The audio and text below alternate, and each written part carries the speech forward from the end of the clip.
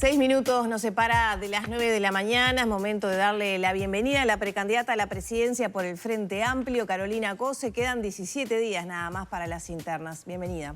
¿Qué tal? ¿Cómo están? Muy bien. Muy bien. Un gusto estar acá con ustedes. ¿Cómo anda usted? Que bueno, está con una agenda muy intensa y ya arranco con el primer tema. Ayer desde Canelones nuestros colegas le preguntaban a propósito de las últimas encuestas, la de Opción Consultores concretamente, que si se mencionan a los precandidatos, los del Frente Amplio pierden con la coalición y con una diferencia un poco más marcada a usted. ¿Y la pregunta? Bueno, ¿qué valoración hace de de este tema, de esta encuesta de Opción Consultores? En realidad yo creo que la política que nosotros hacemos no es una política basada en las encuestas. Ni la campaña es una campaña basada en las encuestas. Las encuestas son una información que hay que tener ahí, analizarla, pero en el marco de algo más global, que es la estrategia, el rumbo de la campaña, la situación del país, las cosas que el país necesita, el contacto con las personas. El contacto humano es insustituible, por suerte. Entonces, en realidad, no les doy mucha bolilla a las encuestas, den lo que den. Nos marcamos un rumbo y metemos para adelante con todo ahí. Y me parece que es la forma correcta. Yo me siento bien haciendo política así, porque siento que estamos de alguna manera construyendo, ¿verdad? Y no andar pendientes de una cifra, otra. Den lo que den, ¿verdad? Me parece que no. Entiendo que eso es tema de otros, pero incluso desde el Frente Amplio se ha señalado que si usted fuera electa la candidata, corre con más desventaja a pelearle a la coalición o eventualmente una candidatura de Álvaro Delgado.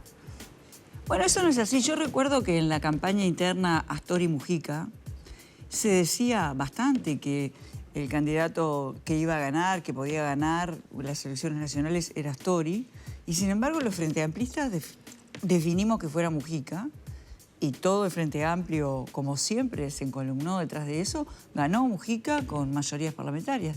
Entonces, en realidad va a pasar lo que los Frente Amplistas quieran que pase el 30 de junio, ¿verdad? No podemos guiarnos ni por, digamos, cuestiones que se aparten de nuestra condición genuina de Frente Amplistas. Y esa es mi opinión. ¿Usted no tiene duda de que si usted gana, todo el frente se va a encolumnar detrás de su candidato? Ninguna duda. Ninguna duda. Gane quien gane. No si yo gano. Gane quien gane. Ingeniera, ¿y cómo está viendo la campaña? Se habla mucho de fuegos de artificio, sino de lo sustancial. ¿Cómo la está viendo? ¿Cómo la está percibiendo a 17 días de las elecciones? Bueno, nosotros presentamos propuestas, ¿verdad? El Frente Amplio tiene un programa único, trabajado por muchísima gente, y desde nuestra precandidatura hemos presentado 2 instancias de propuestas, unas dirigidas a un plan de acciones inmediatas para la seguridad. La presentamos el 7 de mayo en el Teatro del Galpón y el 6 de junio en Durazno, para todo el país, presentamos un plan de acciones integrales sostenibles dirigidos al desarrollo, ¿verdad?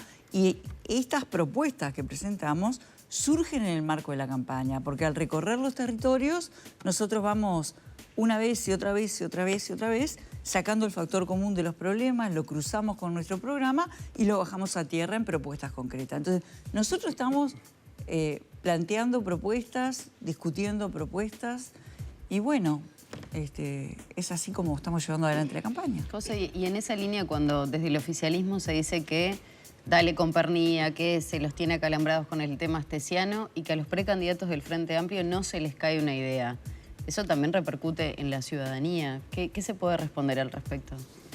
Que eso no resiste ni un café, porque el Frente Amplio es el único partido que tiene un programa único, el único. Es el único partido que es capaz de hacer actos con los 3 precandidatos. Nuestra precandidatura, además, ha planteado, como te digo, 2 instancias de propuestas intensivas, que además están a disposición, porque el tema de la seguridad es un tema candente, ¿verdad? Es un tema complejo hoy para la vida de las personas. Hay 50 medidas, algunas servirá, lo ponemos a disposición, lo digo con total honestidad. Así que ya estos segundos que invertí en esto, digamos, no requiere mucho más. Respecto al shock de infraestructura que plantea, ¿en qué línea va? ¿A nivel de obras públicas o en otra línea? Bueno, en este gobierno se han continuado y concluido varias de las PPP en infraestructura de rutas que venían ya del gobierno anterior. Se ha hecho un trabajo de rutas. Quedan algunas cosas por hacer. Nosotros pensamos que quizás habría que pensar en digamos, en completar la red ferroviaria. Eso parece una inversión interesante. Lo otro que pensamos, y acá quiero hacer una aclaración importante, todas las inversiones que podemos pensar tienen un prerequisito fundamental que es el respeto ambiental. Estamos convencidos de lo que estoy diciendo. Otras en el rubro energía, ¿verdad? Me parece que UTE tiene que retomar un poco ese afán, digamos, de seguir invirtiendo en energía. También ANCAP. Pensamos en un proyecto autóctono de hidrógeno verde, donde podamos generar a nivel nacional toda la cadena. Entraría ANCAP, ¿no?, en juego. ANCAP con UTE, seguramente. ¿En qué medida, ingeniera, a propósito que le preguntaba a Maggie del shock de infraestructura que usted plantea, está supeditado o no a lo que pueda pasar con el plebiscito de la reforma de la Seguridad Social? Si efectivamente termina saliendo el plebiscito, ¿eso puede impactar en los números que lleven a ese shock de infraestructura que usted propone o no? Más allá del plebiscito, en general, en economía, lo que manda es la realidad. Entonces, esto es un plan porque creemos que el Uruguay lo necesita. También hemos planteado desplegar un plan nacional de riego que podría multiplicar por 3 o por 4 la producción agropecuaria, que es muy importante para el país. Multiplicada por 3 es otro país, ¿no? Porque además Uruguay necesita crecer a ritmos, necesita crecer mucho más que lo que está creciendo en los últimos 10 años. Entonces, ahí hemos planteado, por ejemplo, una institucionalidad que se ponga el riego en los hombros y que, además de establecer reglas, porque hay productores que pueden perfectamente autofinanciarse el riego, pero hay que establecer reglas para que si un productor encara su riego, no vaya a dejar sin agua al de al lado. Entonces, las reglas tienen que estar, las reglas con respecto al cuidado ambiental tienen que estar, pero también tienen que estar una política de estímulos para los medianos productores, de estímulo de la asociación y en algunos casos hasta de la propia construcción del riego para los más pequeños. Entonces, ¿una nueva ley de riego sería entonces? Mira, puede ser algunos cambios en la ley actual, puede ser la misma ley con una reglamentación, digamos, adecuada. Lo que yo planteo es que con esta ley o con otra ley, una institución tiene que tomar este tema y tomarlo de esa manera, establecer una regulación, porque el agua es un recurso muy valioso, creo que es el protagonista de los años que vendrán. Entonces, establecer reglas, establecer estímulos y en algunos casos implementar y cobrar por esa implementación con una financiación. Hay casos distintos, ¿verdad? Pero tener un panorama de llevar el plan de riego a nivel nacional. Si usted fuera presidenta, ¿qué medidas tomaría con el proyecto Garasatí que está por comenzar? Bueno, hoy vi en las noticias que el Ministerio de Ambiente ha pedido aclaración sobre algunos puntos y quiero decir que estoy gratamente sorprendida por los puntos sobre los que pidió aclaración porque son el corazón del proyecto. Les está pidiendo aclaración sobre la conducción que estaba atravesando los humedales, está haciendo una observación en ese sentido. Les está preguntando cómo van a hacer para asegurar la condición saludable del agua cuando hay presencia de cianobacterias y les está preguntando qué van a hacer porque los índices de salinidad se reportan aproximadamente 70 días de salinidad en el año, cómo van a manejar eso, entre otras cosas, ¿no? Entonces, a mí me parece que las preguntas de ambiente son pertinentes y veo que atacan al corazón del problema. Ingeniera... Me parecería un grave error comenzar la construcción sin tener la autorización ambiental previa. ¿Confían que no va a iniciarse el proyecto en este periodo? Creo que sería un grave error institucional. Hablamos de proteger el ambiente, bueno, entonces vamos a hablar en serio, ¿no? Sería un grave error comenzar las obras sin aclarar estos puntos que a veces es aclarar y a veces es corregir, ¿verdad? Para eso es el intercambio con ambiente. Ingeniera, en materia económica, yo le quiero preguntar, y traigo a colación brevemente esto porque hace a la cosa. Hace algunos días, Yamandu Orsi dijo que el país se caía a pedazos. Después, en el desayuno de búsqueda, dijo que no haría cambios sustanciales en materia de política económica. Si usted es presidenta, ¿qué cambios sustanciales puede llegar a hacer en materia económica? Por ejemplo, ¿la regla fiscal la mantendría o eso se eliminaría de lo que es la LUC? Si soy presidenta voy a hacer lo que dice el programa del Frente Amplio. El programa del Frente Amplio básicamente lo que plantea es recuperar el círculo virtuoso de crecimiento y distribución. Digamos que de 2005 a 2015 hubo un crecimiento sostenido del Uruguay, que después bajó un poco, pero lo que hubo siempre fue un decrecimiento de la desigualdad. O sea, crecía el país y disminuía la desigualdad. En este momento tenemos un crecimiento moderado y crece la desigualdad. Entonces, nosotros queremos que el país crezca más y que la desigualdad disminuya más también.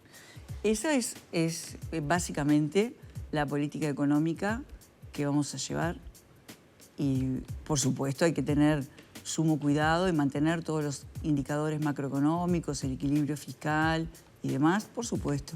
Pero la política económica es mucho más que solamente el equilibrio fiscal, que es muy importante. Yo le estoy dando un concepto de fondo, ¿verdad? Bueno, que es lo que los Frente Amplistas abrazan. En eso aprueba, digamos, si esto fuera un examen, ¿en eso aprueba el gobierno en materia de equilibrio, en materia macroeconómica? Como punto de partida, no como punto de llegada. Porque a mí me parece muy bien que las cuentas fiscales sean prolijas para algo y no quedarnos contentos con eso, es decir, porque si las cuentas fiscales son prolijas, pero no tenemos un plan estratégico de desarrollo del país, digamos, no hay un rumbo, ¿qué voy a hacer con eso? ¿Cómo voy a encarar los temas de energía para el futuro? ¿Qué va a pasar con las telecomunicaciones? ¿Qué va a pasar con la inteligencia artificial? ¿Cómo voy a encarar los problemas que hay en el agro? ¿Cómo voy a encarar los temas de la transición ecológica? ¿Qué voy a hacer con el agua? Falta ese rumbo. Entonces, como punto de partida me parece muy bueno.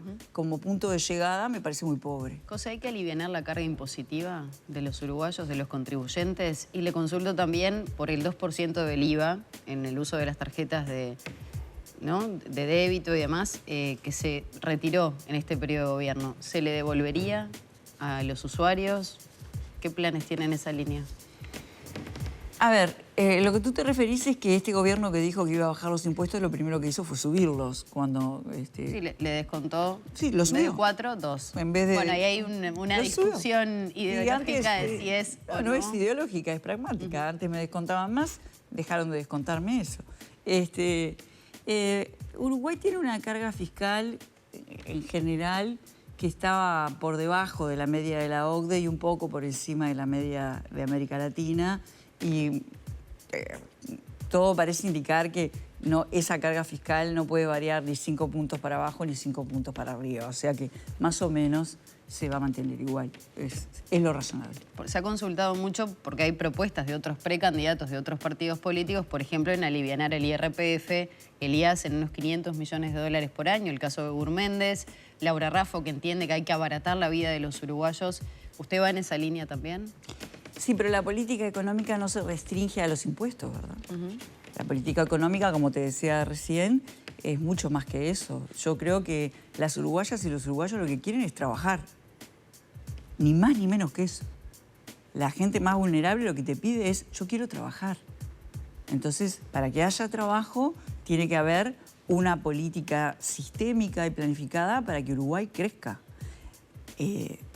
Plan de riego llevado adelante, otras industrias promovidas, un estudio acompañado y pormenorizado de todos los rubros industriales, que son todos bien diferentes. En el Plan País, en la segunda entrega, nosotros planteamos acciones específicas, por ejemplo, con respecto al área industrial, cuadruplicar el fondo industrial, que realmente ayuda a una gran cantidad de industrias pequeñas a incorporar infraestructura, a incorporar tecnología, a llevar adelante un proyecto.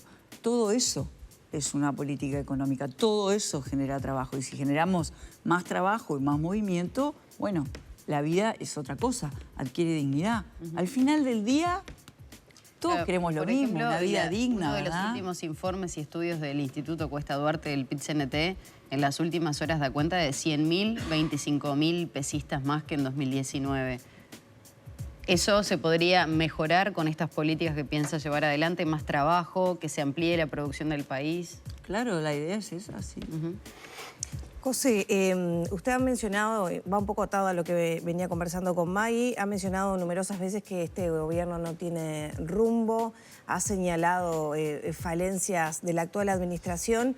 Sin embargo, y vuelvo al tema de las encuestas, el gobierno nacional tiene el 50% de aprobación, son guarismos muy altos. ¿Qué lectura hace de esas dos puntas, no? Señala por un lado que no tiene rumbo, pero la gente parece no notarlo. Yo creo que depende de la pregunta que se le haga a la gente. Porque nuestro presidente es muy simpático y comunica muy bien. Y esa podría ser una pregunta, ¿no? Pero yo me pregunto, si yo a la gente le pregunto si está de acuerdo con que el custodio del presidente tenga instalada en la torre ejecutiva una asociación para delinquir, ¿la gente va a estar de acuerdo? No. Depende de la pregunta que le hagamos a la gente. Usted dice que las preguntas tienden a favorecer No, entonces. yo digo, depende, yo no hago juicios de valor sobre las encuestas. Lo que yo digo es, yo estoy casi segura, por lo que conozco a los uruguayos y soy uruguaya, que nadie puede estar de acuerdo con eso. ¿Alguien puede estar de acuerdo con darle un pasaporte a un narcotraficante que está preso por tener un pasaporte falso? Cuando campea el narco en los barrios, cuando la gente plantea la proliferación de bocas, cuando las madres plantean desesperadas qué hacer con sus hijos que cayeron en la adicción de todas las condiciones sociales. ¿Alguien puede estar de acuerdo con facilitarle la vida y sacarlo de la cárcel otorgándole un pasaporte a un narco peligroso? Yo no creo que nadie esté de acuerdo con eso. Entonces, no tomemos... las encuestas son una parte, o una parte, es como si fuera algo con muchas facetas. Sacan la foto de una parte, miremos todo el resto. Y eso es política. Y eso es lo que los uruguayos tenemos que hacer, analizar toda la realidad. Yo creo que el Uruguay tiene un pueblo inteligente. ¿Cree que puede haber más novedades en torno al caso Astesiano? Teniendo en cuenta las revelaciones a nivel periodístico, libro. A esta altura no sabría qué contestarte, la verdad, porque la verdad que lamentablemente venimos asombrándonos de una cosa y de otra, y una semana, y otra semana, y otra semana. Y mientras nos venimos asombrando, suceden cuestiones totalmente fuera de proporción, ¿no? Y mientras nos venimos acostumbrando, como decía, en los barrios de todo el Uruguay, no de Montevideo, de todo el Uruguay pasa lo que pasa. Entonces, vamos a bajar un par de cambios y pensar en lo que es importante. ¿El Frente Amplio fue una buena oposición en ese sentido? ¿Moderada, acorde a las circunstancias que estaba atravesando el país, el gobierno? El Frente Amplio ha tenido una posición responsable, con propuestas, nunca al grito. Sí, yo creo que sí. Estuvo a la altura. Pero no ahora, ¿eh? El Frente Amplio es una fuerza política responsable. El Frente Amplio, que nació en el 71, sobrevivió a la dictadura que pretendía aniquilarlo. Y sobrevivió con la vida de la gente, ¿no? Con el compromiso de sus militantes. Aportó en la construcción democrática muchísimo.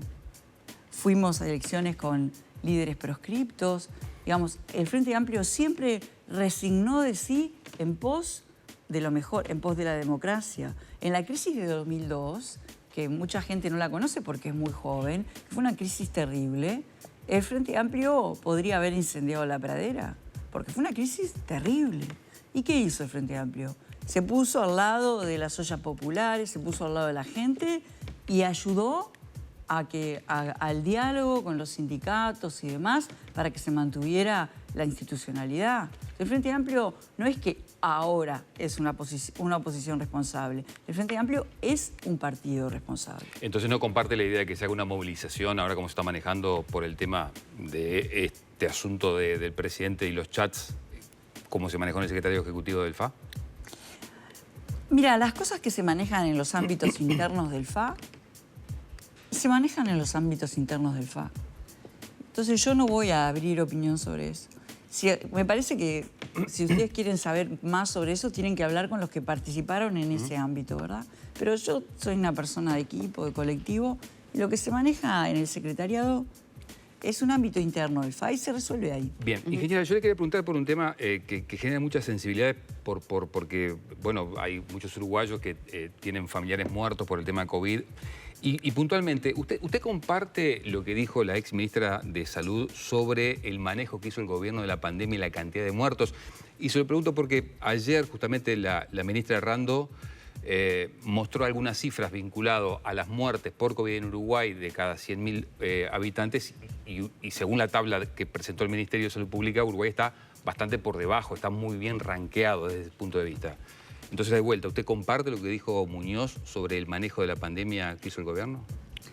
Muñoz tiene mucho conocimiento, fue la ministra que encabezó la reforma, que fue de alguna manera la gran protagonista de la política impulsada por el presidente Tabaré Vázquez del Sistema Nacional Integrado de Salud. Junto a Olesker. Sí, ella era la ministra y los asesores eran Daniel Olesker y Basso, ¿verdad? Sí. Pavada de equipo. Así que yo respeto mucho las opiniones de Muñoz. Yo no me puse a investigar sobre los datos en sí mismos. Lo que creo es que en vez de preocuparse por contestarle a Muñoz, la ministra de Salud debiera preocuparse por los problemas de salud que tiene en este momento la población. ¿Por ejemplo? Y, por ejemplo, que haya sífilis congénita. A mí me parece que eso es un indicador duro y complicado con respecto a la salud de las madres y de los niños, y en particular de los niños pobres. Digamos, la tasa de mortalidad infantil aumentó, el aumento podría, digamos, no ser significativo porque podría ampararse en los márgenes de error de estudios de ese tipo, pero hay otros indicadores como el aumento de la mortalidad materna, el aumento de que nacen cada vez más niños con menor peso, el deterioro, uno recorre el interior, el deterioro en los controles en los embarazos y que haya sífilis congénita en todo el país. ¿Y eso qué quiere decir? Que una enfermedad, un mal previsible, prevenible, se falló en prevenirlo, se falló en prevenirlo antes del embarazo, se falló en prevenirlo en las etapas tempranas del embarazo y se falló en atenderlo. Entonces creo que la ministra tiene muchas cosas para ocuparse en este momento. Que se ocupe de ver por qué faltan los remedios en los distintos lugares. ¿Por qué las personas mayores que necesitan remedios para enfermedades crónicas no transmisibles, como la diabetes, como la presión, tienen que andar haciendo peregrinaciones por los departamentos, yendo del hospital al pueblo, acá, allá, para conseguir un remedio? ¿Por qué pasa eso si el presupuesto es el mismo? Desde hace se niega eso y se dice que hubo algunas demoras por una mejora que recorran el país. Del sistema y que, es más, ahora la gente puede comprar en farmacias también. Qué bárbaro, que recorran el país y que escuchen a la gente. No es lo que se escucha cuando uno recorre todos los barrios del país. De hecho, uno va a policlínicas de ACE que tienen un cartel que dice este remedio no está, este remedio no está, este remedio no está. O sea, que tengan un poco de contacto con la realidad. Pero además la gente que me está escuchando lo sabe, ¿verdad? José, ¿qué ha pasado con Martín Lema, que últimamente ha entrado de lleno en la campaña? ¿Han tenido algún entredicho a través de redes, a través de algunos comentarios a la prensa, en algunos discursos? ¿Qué lectura se hace de eso? Las personas en situación de calle y la basura que aparecen en torno a su gestión en la Intendencia. Yo creo que Lema está desorientado. Él quiere ser candidato a las elecciones departamentales y falta un año para eso. Entonces trata de meterse en la campaña de alguna manera para que alguien le conteste algo. Y yo, la verdad, no voy a invertir más que este momento en eso, ¿verdad? ¿No vale la pena contestarle a Lema? ¿No vale la pena contestarle? Está desorientado, quiere quiere ser candidato departamental y entonces trata de intervenir y de buscar respuestas, ese tipo de cosas. Y a mí me parece válido que él tenga esa ambición personal, es válida, pero no es el momento, y bueno. El tema basura no me está voy en a el- distraer, no está me en va a el debe, distraer. José. El Acá tema- lo que hay que atender son los grandes problemas de la gente y sí, la gente en situación de calle es un grave problema, pero es un grave problema en múltiples aspectos, ¿no? Porque es inhumano vivir en la calle. Yo no le deseo ese destino a nadie. Bueno, si entran esos comentarios respecto a Goyeneche y lo déjeme terminar, terminar, hace por un favor. tiempo. Déjeme terminar. Es inhumano vivir en la calle. Pero además, los problemas de convivencia que se generan en el entorno cuando alguien vive en la calle son importantísimos. Y además, estamos criando a nuestros niños como si vivir en la calle fuera algo normal. Y eso es lo que me parece más grave, ¿no? En Montevideo, según cifras oficiales, del 2023, hay 2.800 personas en situación de calle. La mitad viven en la intemperie. Y hay unas 500, cifras del 2023, está en el informe oficial, página 13, hay unas 500 que comen de la basura. ¿Y saben qué? Según cifras oficiales del 2020, o sea, de hace 4 años, en el Uruguay había 4.000 personas en situación de calle. No quiero saber cuántas hay ahora, pero lo que sí sé es que cuando recorro todos los lugares del Uruguay, en lugares que uno ni se imagina en el interior, la gente nos empieza a decir, esto antes no se veía, y me empiezan a decir, bastante azorados, estamos viendo comer gente de la basura. Entonces y está demostrado en el mundo que pasan a formar parte del paisaje. Entonces queremos un país donde yo vaya caminando con mis nenes, mis nietos, mi sobrinito, y sea normal pasar por alguien que está comiendo de la basura. José, por Yo eso no quiero quería ese consultarle sobre ese tema particularmente, porque también en estos cruces de campaña, ¿no?, los chiporroteos que aparecen, surgen esas declaraciones de Goyeneche respecto a que, bueno, no se puede obligar a nadie, que si quiere vivir en la calle no se la puede retirar a la fuerza, cuando fue la discusión en el periodo anterior. ¿Cambia un poco la visión sobre esas personas? ¿Habría que tener tal vez una forma de combate más agresivo? Agresivo lo planteo desde, bueno, hay que levantarte de la calle y hay que llevarte a otro lugar, por ejemplo. Hay que enseñarte hábitos diferentes, hay que alimentarte desde otro lugar. ¿Cómo se va a combatir eso en una posible presidencia de Carolina Cose? En el Plan País, en el Plan de Acciones Inmediatas para la Seguridad, nosotros decimos hay que disminuir la violencia, disminuir la desigualdad y aumentar la convivencia. Y en el capítulo de promover la convivencia, trabajamos sobre las personas en situación de calle. Y lo que planteamos ahí es un trabajo con muchos más equipos, recorriendo el Uruguay, muchos más equipos que hacen falta, y planteamos acciones concretas para la atención de salud mental, para la atención de las adicciones. Por ejemplo, planteamos generar 14 centros de escucha y de tratamiento para salud mental, planteamos que haya unificación de puertas de entrada en el tema de adicciones entre ACE, el MIDES y RENADRO, porque hoy, si una madre... Lo digo porque tengo tantos casos de una madre que me plantea El tema es la esto. voluntad de esas personas, que a veces les cuesta dejar esa vida en la calle. Lo que pasa es que ahí el problema no es de la persona, el problema es del Estado. Entonces, el Estado lo que tiene que tener es una acción sistémica. Esa acción sistémica, además, nosotros también lo planteamos en el Plan País, tiene que tener un seguimiento de trayectorias. Si tenemos, por ejemplo, 6.000, 7.000 personas en situación de calle, al día de hoy es absolutamente factible tener un sistema de seguimiento y de acompañamiento de trayectorias. Prácticamente hay que tener una política casi uno a uno. Por eso hay que tener más equipos, hay que tomarse el tema en serio, hay que hacer acompañamiento. Cuando corresponda salud mental, salud mental. Por eso también planteamos la generación de puestos de trabajo garantizados por el Estado. O sea, hay que tener una batería de acciones, que es lo que estamos planteando en el Plan País en su primera edición. José, muchas gracias por estos minutos. Bueno, muchas gracias a ustedes, pero por favor, a votar el 30 de junio y a votar Frente Está Amplio. complicado porque aparte empiezan las vacaciones, mucha gente que se va a ir del país. ¿Cuál cámara tengo? No tengo ninguna. Ahí, la una. Más allá del clima, yo invito a votar el 30 de junio y a votar Frente Amplio. Arriba.